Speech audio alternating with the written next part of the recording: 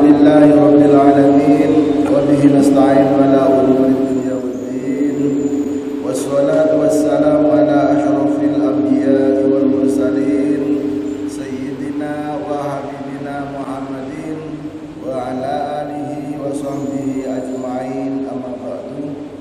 Al-mukarram para alim ulama, para ustaz, para kiai, tokoh-tokoh masyarakat yang hadir pagi hari ini, jajaran takmir masjid Robotul Falah yang saya hormati, para jemaah, bapak-bapak, ibu-ibu, adik-adik, remaja masjid, hadirin wal hadirat yang berbahagia. Pertama-tama, marilah kita terlebih dahulu bersama-sama mengucapkan syukur kehadiran Allah Subhanahu wa taala dengan mengucapkan kalimat alhamdulillahi rabbil alamin. Alhamdulillah, di pagi hari ini kita semua masih diberikan kesempatan hidup oleh Allah Subhanahu wa taala, masih diberikan kesehatan lahir batin sehingga kita bisa beribadah kepada Allah Subhanahu wa taala dan bisa bersama-sama sholat subuh berjamaah. Amin amin ya rabbal alamin.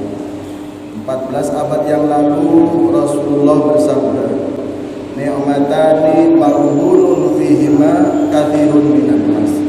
Ada dua kenikmatan besar yang sering dilalaikan, yang sering dianggap remeh oleh sebagian besar manusia. Padahal itu merupakan nikmat yang sangat besar. Apa itu? Yang pertama kesehatan.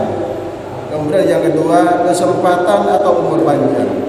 Ini nikmat yang luar biasa besarnya, tapi sering kita anggap kecil, sering kita anggap sepele. Padahal ini luar biasa. Betapa banyak orang yang dulunya bersama kita, tapi mereka tidak sehat, sehingga tidak bisa sholat berjamaah seperti yang kita lakukan pada pagi hari ini. Betapa banyak saudara kita, tetangga kita, yang hari-hari sebelum ini bersama kita, tapi karena sudah dipanggil oleh Allah Subhanahu wa taala, maka tidak bisa beribadah, tidak bisa bekerja sebagaimana yang kita lakukan. Oleh karena itu, malah kita bersyukur kepada Allah dengan cara kita berbuat kebaikan yang sebanyak-banyaknya dan yang sebaik-baiknya, baik kepada Allah maupun kepada sesama manusia. Amin amin ya rabbal alamin. Hadirin wal hadirat yang berbahagia, kita pada bulan ini berada dalam suasana bulan Muharram. Bulan Muharram sudah kita ketahui disebutkan dalam Al-Quran merupakan bulan yang istimewa. Bahkan Rasulullah juga menegaskan dan menyatakan bahwa bulan Muharram termasuk bulan yang istimewa dan bulan yang mulia. Muharram secara bahasa artinya yang diharamkan. Jadi Muharram artinya yang diharamkan. Kenapa disebut yang diharamkan? Karena bulan-bulan istimewa, bulan Dzulqa'dah, Dzulhijjah, Muharram, Rajab, itu semuanya bulan yang dimuliakan oleh Allah, bulan yang diharamkan. Yang dimaksud diharamkan, fala tadzlimu fihinna. Umat Islam tidak boleh berbuat dosa. Umat Islam tidak boleh berbuat zalim kepada siapa saja, kepada dirinya, kepada keluarganya, kepada tetangganya, terutama kepada Allah Subhanahu wa taala. Bahkan Rasulullah dan umat Islam pada saat itu di bulan yang istimewa seperti Muharram ini dilarang untuk mengadakan peperangan kecuali terpaksa baru boleh. Apa tujuannya? Tujuannya tidak lain dan tidak bukan untuk memberikan kesempatan kepada umat Islam untuk istiqomah, untuk fokus, untuk konsentrasi, beribadah dan berdoa kepada Allah Subhanahu wa taala. Karena ibadah di dalam bulan yang istimewa tersebut beda pahalanya. Doa di bulan istimewa tersebut beda manfaatnya. Kita lihat kata Rasulullah, sebaik-baiknya puasa adalah puasa di bulan Muharram. Sebaik-baiknya sedekah adalah sedekah di dalam bulan Muharram. Bahkan orang-orang terdahulu, nabi-nabi terdahulu yang punya kesulitan, yang punya persoalan berat, ketika berdoa kepada Allah semuanya dikabulkan oleh Allah Subhanahu wa taala pada bulan Muharram. Oleh karena itu kita berdoa kepada Allah, mudah-mudahan kesulitan-kesulitan kita para jemaah ini, persoalan-persoalan kita hadapi, menyangkut persoalan ekonomi, keluarga, pendidikan dan lain sebagainya, mudah-mudahan barokah kita berdoa kepada Allah, maka doa kita semuanya akan dikabulkan oleh Allah Subhanahu wa taala. Amin amin ya rabbal alamin. Hadirin wal hadirat yang berbahagia, kenapa bulan Muharram ini kita kenal dengan sebutan tahun baru Islam? Bagaimana sejarahnya dan apa sebabnya?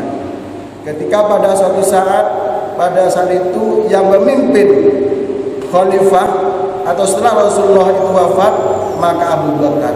Setelah Abu Bakar, maka bergantilah kepemimpinan khalifah adalah Umar bin Khattab. Nah, di zamannya khalifah Umar bin Khattab tersebut, beliau kirim surat kepada para gubernur di lingkungan Jazirah Arab. Salah satunya adalah terkirim kepada gubernur Hijaz yang bernama Abu Musa al-Asy'ari. Ketika Abu Musa al-Asy'ari membaca surat edaran daripada Khalifah Umar bin Khattab, maka di situ tidak terlihat, tidak ada tanggal, tidak ada bulan, dan juga tidak ada tahun.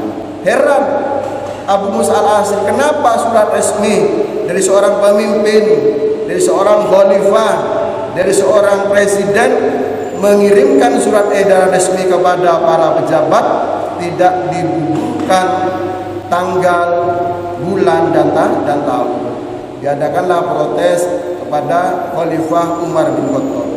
Karena diprotes, akhirnya Khalifah Umar bin Khattab mengumpulkan para sahabat, para cendekiawan, dan para ahli. Diadakanlah sidang istimewa membahas kapan sebaiknya tahun baru Islam itu dimulai.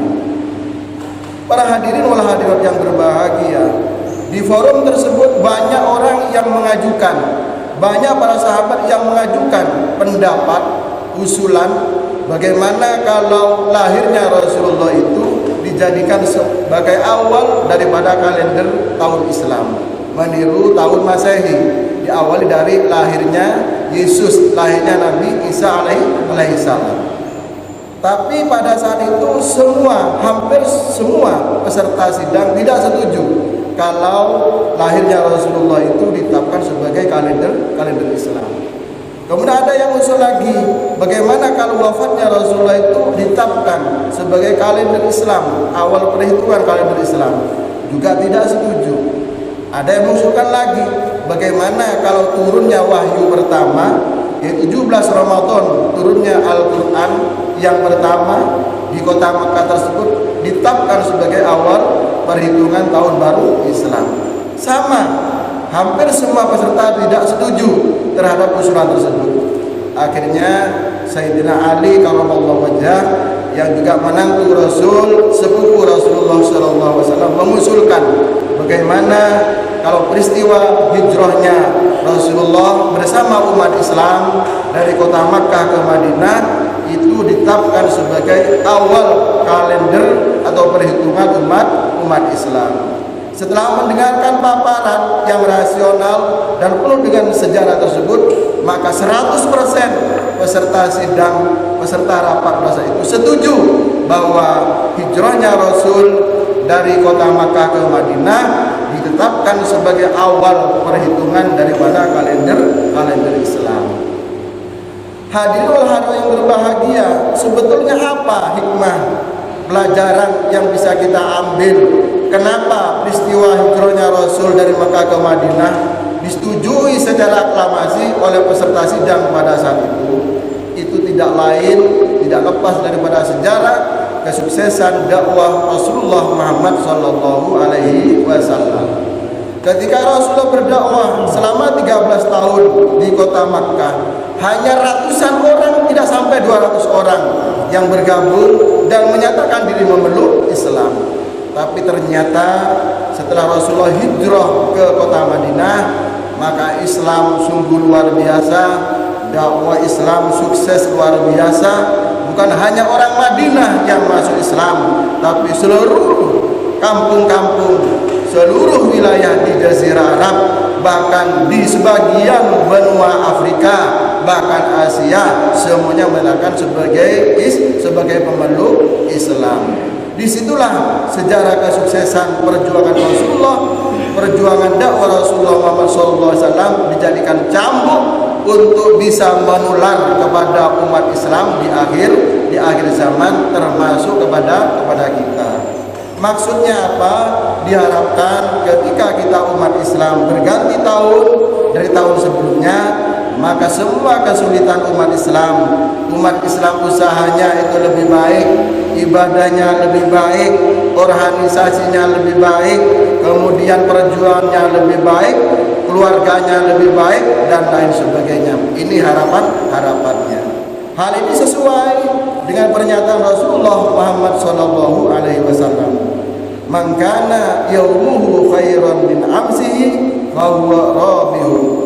Barang siapa yang tahun ini karirnya lebih baik, ibadahnya lebih baik, keluarganya lebih baik, perjuangannya lebih baik, maka itulah orang yang beruntung.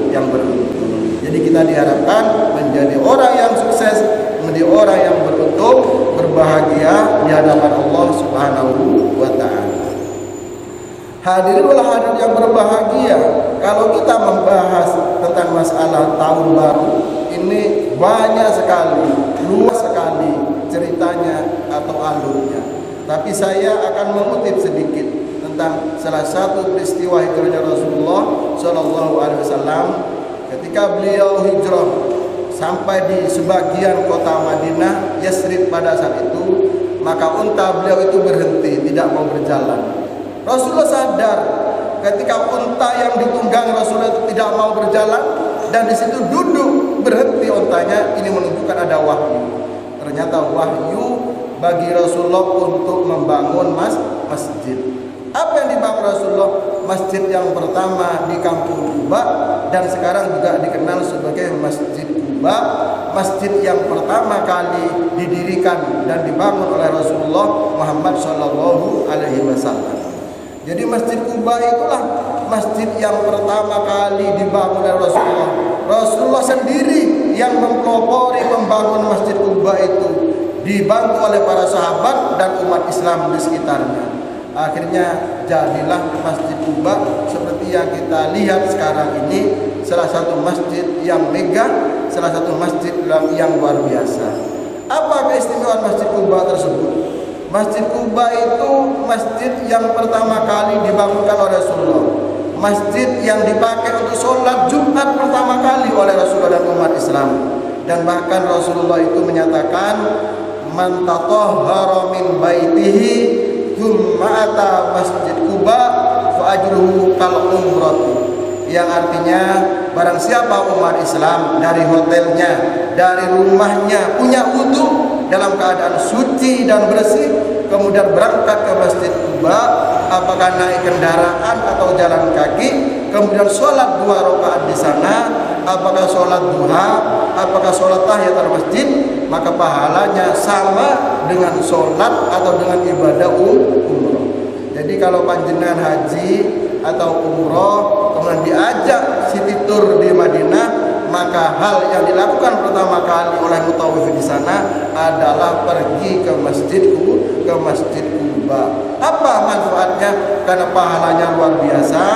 Umat Islam yang sholat 2 rakaat di sana, pahalanya sama dengan umroh satu kali. Kalau 2 kali berarti umrohnya 2 kali. Kalau 3 kali berarti setelah berumroh sebanyak 3 kali. Tergantung lama kita berada di kota Madinah. Bahkan Rasulullah ketika masih hidup setiap hari Sabtu berjalan kaki bersama Rasulullah. Setiap hari Sabtu datang ke Masjid Quba untuk apa? Untuk sholat duha dan untuk sholat sunnah lainnya. Karena Rasulullah tahu bahwa Masjid Quba pahalanya sama dengan ibadah umrah. Hadirin wal hadirat yang berbahagia, apa di samping keistimewaan Masjid Quba ini menunjukkan bahwa umat Islam itu tidak boleh terpisah, tidak boleh jauh dengan masjid. Kata Rasulullah, al-mu'minu kas-samaki fil ma'i. Hidupnya umat Islam itu tidak boleh jauh daripada masjid, seperti tidak boleh jauhnya air dengan ikan. Bagaimana ikan tanpa air? Kira-kira lama enggak hidupnya? Tidak lama. Sama dengan umat Islam, tidak pernah datang ke masjid, tidak pernah ibadah ke masjid, insya Allah imannya tidak akan lama. Na'udzubillah min dzalik. Rasulullah bersabda, man bana masjidan fid dunya banallahu lahu baitan fil jannah. Barang siapa umat Islam membangun sebuah masjid di dunia, maka Allah akan membangun untuk dia sebuah istana di dalam surga. Bahkan dalam hadis yang lain, besok di hari kiamat ada 7 golongan manusia yang diistimewakan oleh Allah Subhanahu wa taala. Cuaca di hari mahsyar panas karena tidak ada, langit sudah ditutup oleh Allah Subhanahu wa taala. Matahari sangat dekat dengan kepala manusia. Tidak ada minuman, tidak ada makan. Semua orang terpontang-panting menangis karena kehausan dan kelaparan. Hanya 7 golongan manusia yang sangat istimewa. Salah satunya adalah warajulun qalbuhu mu'allaqun bil masajid. Orang yang hatinya tertambat dengan masjid. Hatinya memikirkan masjid, jadi takmir atau tidak jadi takmir, menjadi pengurus yayasan atau tidak menjadi pengurus yayasan, menjadi panitia pembangunan masjid atau tidak. Hatinya sebagai umat Islam terpanggil untuk ikut memajukan masjid, untuk memakmurkan masjid.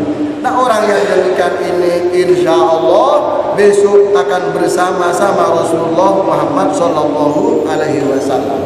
Yang terakhir, sering kita tahu bahwa 10 Muharram sering dikatakan sebagai hari rayanya anak yatim. Apa benar ada hadis yang demikian?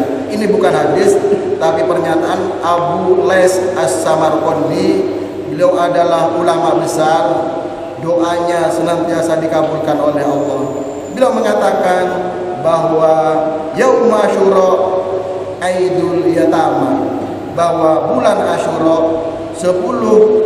tanggal 10 Muharram merupakan hari rayanya anak-anak yatim. Bahkan di zamannya Rasulullah, beliau sudah memperhatikan anak yatim. Ketika masuk tanggal 10 Muharram, beliau mengumpulkan anak yatim. Bahkan kalau ada anak yatim tidak punya ayah, Rasulullah mengajukan dirinya, apakah engkau bersedia kalau saya menjadi anak atau menjadi ayah asuh daripada engkau? Setiap anak yang mau, Rasul langsung menyatakan diri sebagai ayah daripada anak yatim. Dalam sebuah hadis, Rasulullah Muhammad Sallallahu Alaihi Wasallam bersabda, "Ana wa kafilul yatim hakadha." Saya besok dalam surga akan bersama orang yang mau menyantuni anak yatim di dunia. Berjajar seperti ini kata Rasulullah. Jadi saya besok di dalam surga akan bergandengan, berpelukan, berdekatan dengan orang laki maupun perempuan yang mau menyantuni, yang mau memperhatikan, yang mau memikirkan nasib daripada anak yatim bersama Rasulullah. Hakadha kata Rasulullah. Bahkan kata beliau, khairul bait al-baitul ladzil yatim. Sebaik-baiknya rumah seseorang, rumah yang di dalamnya ada anak yatim dan diperlakukan dengan sebaik-baiknya. Sebaliknya, wasyarrul buyut, sejelek-jeleknya rumah yang di dalamnya anak yatim, tapi anak yatim disia-sia, makan disia-sia, minum disia-sia, bahkan sering disiksa. Jadi kalau ada rumah seseorang pekerjaannya menyiksa anak yatim, apakah keluarganya, anak tirinya atau anak yatim yang lain disiksa, hanya dijadikan tumbal untuk mencari proposal ke tempat lain, mendapatkan sumbangan, anak yatimnya tidak disantuni, anak yatimnya tidak diberikan apa-apa, hanya dimakan sendiri. Itulah orang yang paling dibenci, dijanjikan akan dilaknat, disiksa oleh Allah Subhanahu wa taala. Apakah ada hadisnya ketika pada tanggal 10 Muharram kita mengusap daripada kepala yatim? Ada. Ini ada hadisnya.